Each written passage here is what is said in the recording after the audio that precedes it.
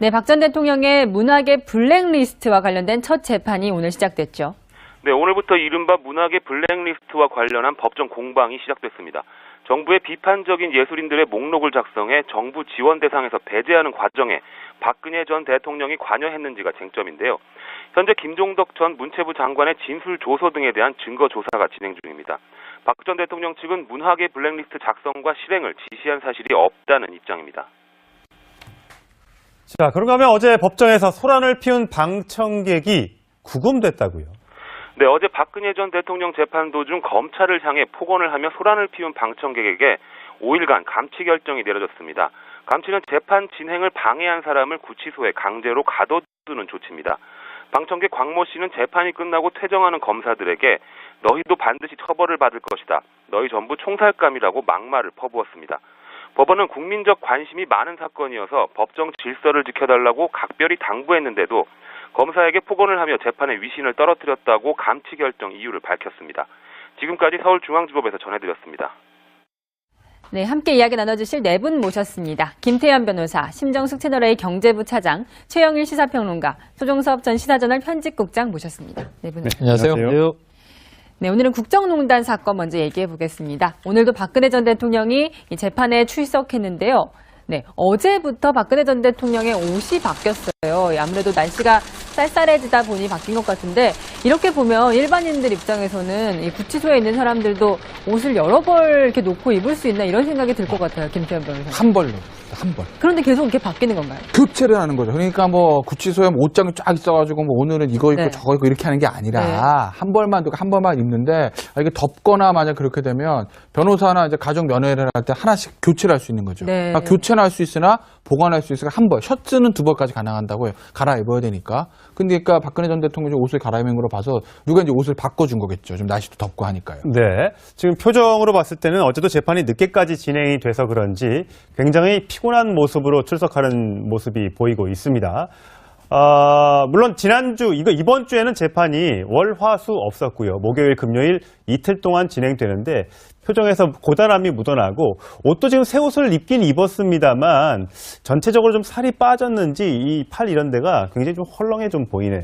네네. 어쨌든 뭐 이 최순실 씨는 확연하게 처음에 구속되던 초기와 지금은 살이 많이 빠진 모습이죠. 네. 오래됐죠, 거기는. 네네. 네. 그런데 이제 이 박 전 대통령 역시 조금 이제 교도소, 구치소 생활이 이제 고단해 보이기는 합니다. 그리고 뭐 재판이 워낙 강행군이기 때문에 네. 물론 광복절 전후에서 이 앵커 말씀처럼 사흘 재판을 쉬는 바람에 조금 추스리지 않았을까 하는 생각을 했지만 8월 15일이 유경수 여사 기일이에요. 그렇죠. 그러다 보니까 또 이제 아무리 재판이 없다 하더라도 마음 편한 구치소 생활은 아니었을 것이고요. 네. 심신이 다 이제 좀 피폐해지는 과정 아닌가 하는 생각이 드네요. 네, 이 전직 대통령에 대한 재판이 매일 있다 보니 이 법원에서 정말 다양한 일이 일어나는데요.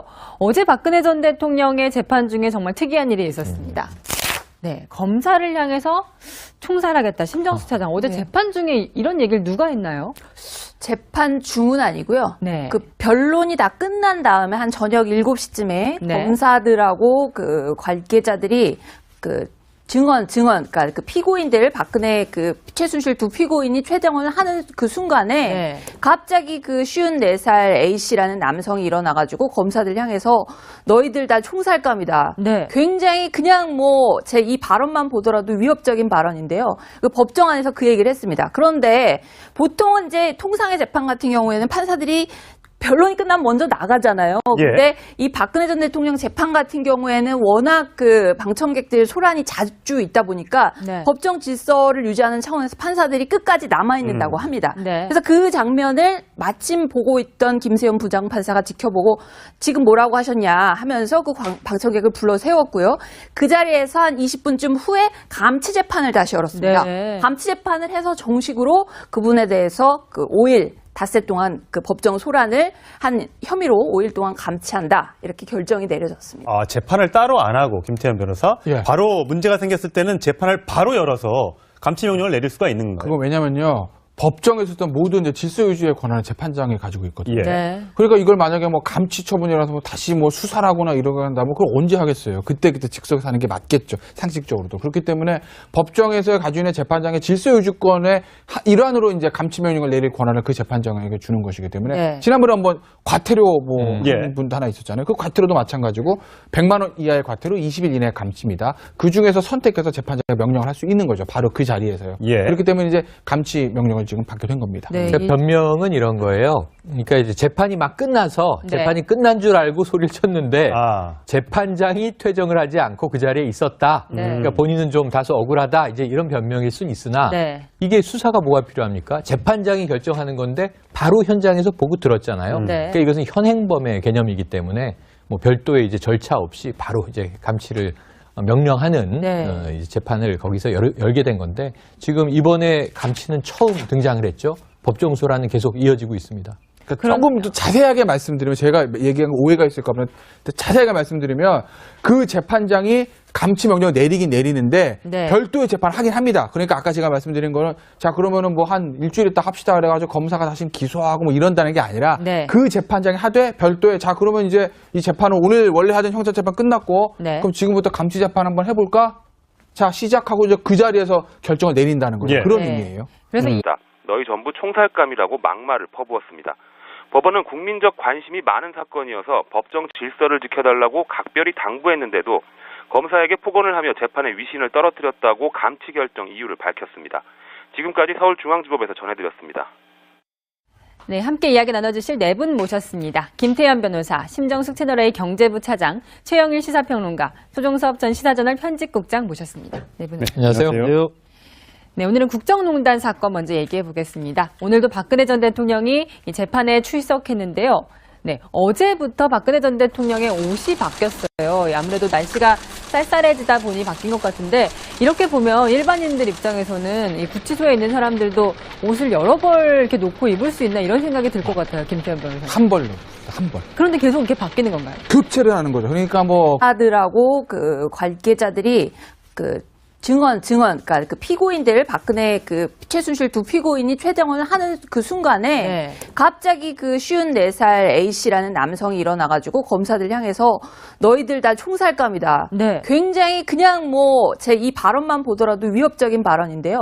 그 법정 안에서 그 얘기를 했습니다. 그런데 보통은 이제 통상의 재판 같은 경우에는 판사들이 변론이 끝나면 먼저 나가잖아요. 예. 근데 이 박근혜 전 대통령 재판 같은 경우에는 워낙 그 방청객들 소란이 자주 있다 보니까 네. 법정 질서를 유지하는 차원에서 판사들이 끝까지 남아있는다고 합니다. 네. 그래서 그 장면을 마침 보고 있던 김세현 부장판사가 지켜보고 지금 뭐라고 하셨냐 하면서 그 방청객을 불러 세웠고요. 그 자리에서 한 20분쯤 후에 감치 재판을 다시 열었습니다. 네. 감치 재판을 해서 정식으로 그분의 살이 많이 빠진 모습이죠. 네. 오래됐죠, 거기는. 네네. 예. 그런데 이제 이 박 전 대통령 역시 조금 이제 교도소, 구치소 생활이 이제 고단해 보이기는 합니다. 그리고 뭐 재판이 워낙 강행군이기 때문에 네. 물론 광복절 전후에서 이 앵커 말씀처럼 사흘 재판을 쉬는 바람에 조금 추스리지 않았을까 예. 하는 생각을 했지만 8월 15일이 유경수 여사 기일이에요. 그렇죠. 그러다 보니까 또 이제 아무리 재판이 없다 하더라도 마음 편한 구치소 생활은 아니었을 것이고요. 네. 심신이 다 이제 좀 피폐해지는 과정 아닌가 하는 생각이 드네요. 네, 이 전직 대통령에 대한 재판이 매일 있다 보니 이 법원에서 정말 다양한 일이 일어나는데요. 어제 박근혜 전 대통령의 재판 중에 정말 특이한 일이 있었습니다. 네, 검사를 향해서 총살하겠다. 심정수 차장. 어제 재판 중에 이런 얘기를 누가 했나요? 재판 중은 아니고요. 네. 그 변론이 다 끝난 다음에 한 저녁 7시쯤에 네. 검사 네, 박 전 대통령의 문학의 블랙리스트와 관련된 첫 재판이 오늘 시작됐죠. 네, 오늘부터 이른바 문학의 블랙리스트와 관련한 법정 공방이 시작됐습니다. 정부의 비판적인 예술인들의 목록을 작성해 정부 지원 대상에서 배제하는 과정에 박근혜 전 대통령이 관여했는지가 쟁점인데요. 현재 김종덕 전 문체부 장관의 진술 조서 등에 대한 증거 조사가 진행 중입니다. 박 전 대통령 측은 문학의 블랙리스트 작성과 실행을 지시한 사실이 없다는 입장입니다. 자, 그런가 하면 어제 법정에서 소란을 피운 방청객이 구금됐다고요. 네, 어제 박근혜 전 대통령 재판 도중 검찰을 향해 폭언을 하며 소란을 피운 방청객에게 5일간 감치 결정이 내려졌습니다. 감치는 재판 진행을 방해한 사람을 구치소에 강제로 가둬두는 조치입니다. 방청객 광모 씨는 재판이 끝나고 퇴정하는 검사들에게 너희도 반드시 처벌을 받을 것이다. 구치소에 옷장이 쫙 있어가지고 뭐 오늘은 이거 입고 네. 저거 입고 이렇게 하는 게 아니라 네.